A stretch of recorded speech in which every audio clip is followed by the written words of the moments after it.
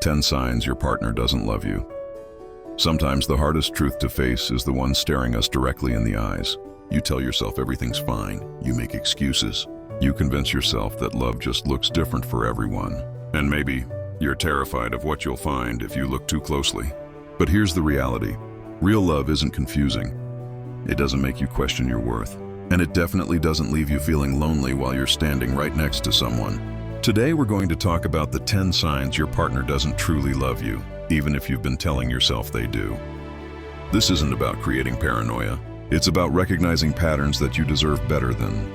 Some of these signs might hurt to hear, but awareness is the first step toward reclaiming your peace and finding the love you actually deserve.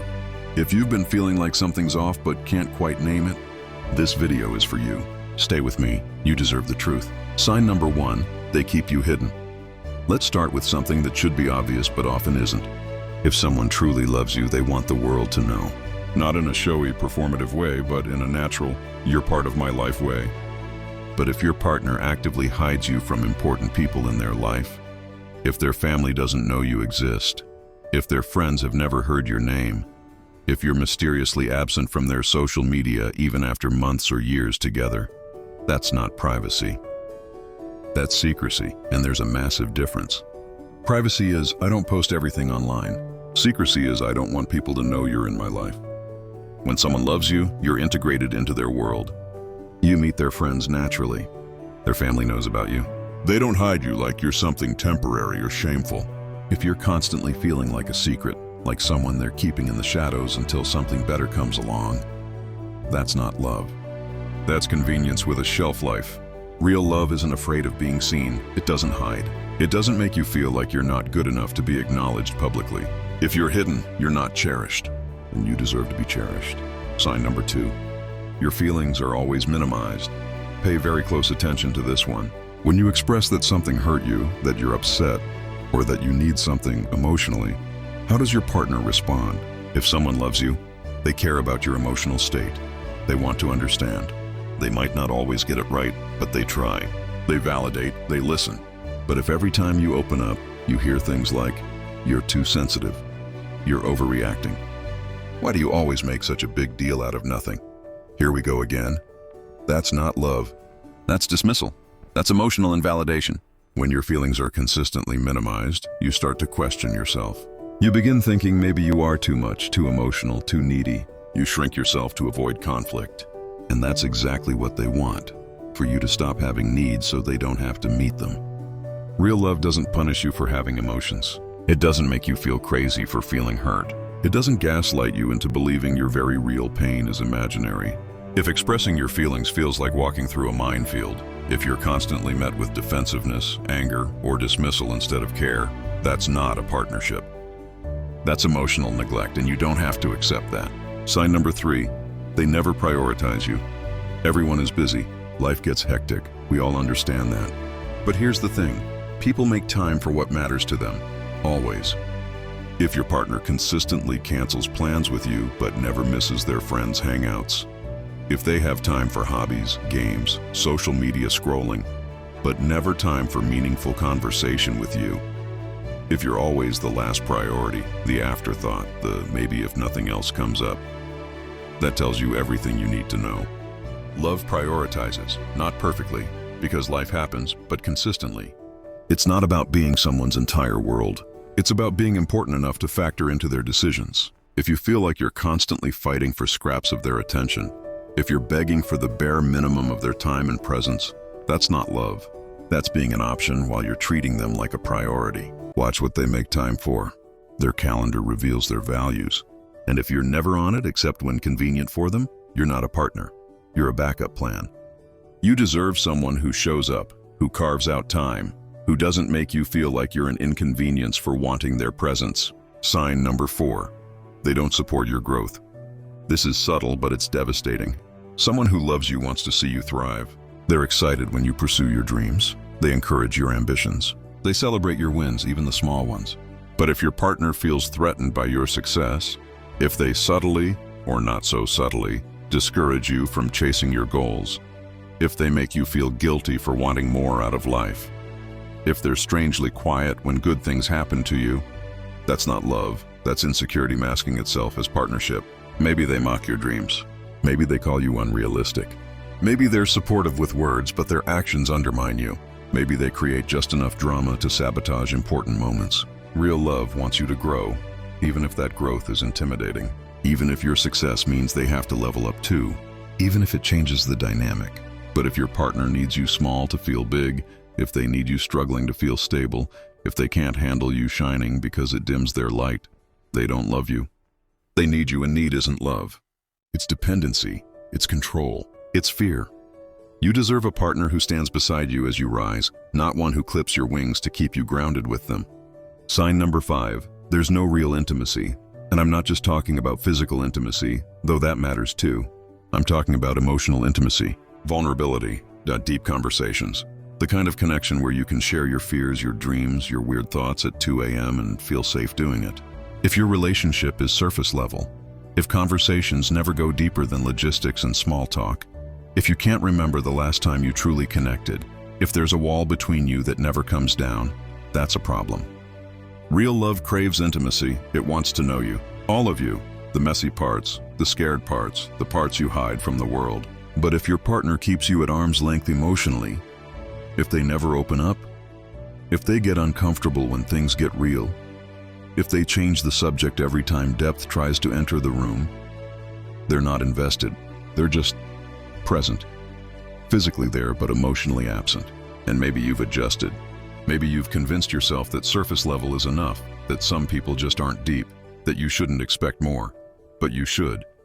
Because love without intimacy isn't love. It's companionship at best, loneliness at worst. You deserve someone who wants to know your soul, not just occupy your time. Sign number 6, you're always the one. Trying relationships require effort from both sides. It's a dance, a give and take, a mutual investment. But if you're the only one planning dates, initiating conversations, trying to fix problems, making sacrifices, putting in work to keep things alive, if you're the only one fighting for the relationship while they're passively letting you carry all the weight, that's not a partnership. That's you in a relationship with yourself while they watch. Love is reciprocal. It shows up, it tries. It doesn't leave one person doing all the heavy lifting while the other coasts on minimal effort. Think about it. When's the last time they planned something special for you? When's the last time they initiated a difficult conversation because they wanted to improve things? When's the last time they made a sacrifice for your happiness? If you're struggling to remember, you have your answer. And here's the painful truth. When someone wants to, they do. When they don't want to, they make excuses. Effort is a choice. And if they're choosing not to put it in, they're choosing not to prioritize you. Stop trying to be enough for someone who isn't even trying to meet you halfway. You can't build a relationship on one-sided effort. Eventually, you'll collapse from exhaustion. And you deserve rest. You deserve reciprocity. You deserve someone who tries as hard as you do. Sign number 7. They're consistently disrespectful. Respect is non-negotiable. Without it, love can't survive. If your partner regularly disrespects you, mocks you in front of others, dismisses your opinions, talks down to you, violates your boundaries, speaks to you in ways they'd never tolerate being spoken to, that's not love. That's contempt. And contempt is one of the strongest predictors of relationship failure. Maybe they disguise it as jokes. I'm just kidding, you're too sensitive. But jokes that hurt aren't funny. They're just cruelty with a punchline attached. Maybe they ignore your boundaries. You've said something makes you uncomfortable, and they do it anyway because your comfort matters less than their convenience. Maybe they belittle you subtly, death by 1,000 cuts. Little comments that chip away at your self-esteem until you're a shadow of who you were. Real love respects, it honors your boundaries. It speaks to you with kindness. It doesn't tear you down to build itself up. If you constantly feel small, stupid, or inadequate around them, that's not love revealing your flaws. That's disrespect destroying your sense of self. You deserve to be spoken to with respect. Always, no exceptions. Sign number 8, they're emotionally unavailable. When you need them, life isn't always easy. There are moments when you're struggling, when you're hurting, when you genuinely need support. And in those moments, your partner's response tells you everything. If they're present, comforting, supportive, that's love. But if they're distant, annoyed, or just absent when you need them most, if they make you feel like a burden for having needs, if they disappear when things get hard, that's not love, that's fair weather companionship. Real love doesn't run when things get difficult. It doesn't make you feel guilty for struggling. It doesn't punish you for being human and needing support sometimes. If you've learned to never ask for help because you know they won't show up anyway, if you go through your hardest moments alone despite being in a relationship, if you feel more supported by friends than by your partner, they don't love you the way you need or deserve to be loved. Because love shows up, especially when it's hard, especially when it's inconvenient, especially when you need it most. Sign number 9, they never take accountability. Everyone makes mistakes. That's human. But what separates a healthy relationship from a toxic one is what happens after the mistake.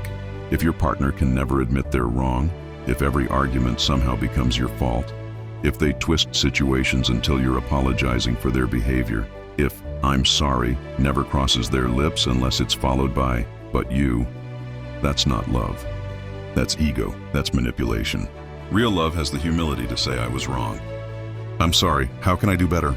But if your partner would rather gaslight you than take responsibility, if they'd rather defend themselves than repair the hurt they caused, if their pride matters more than your peace, they don't love you enough to grow.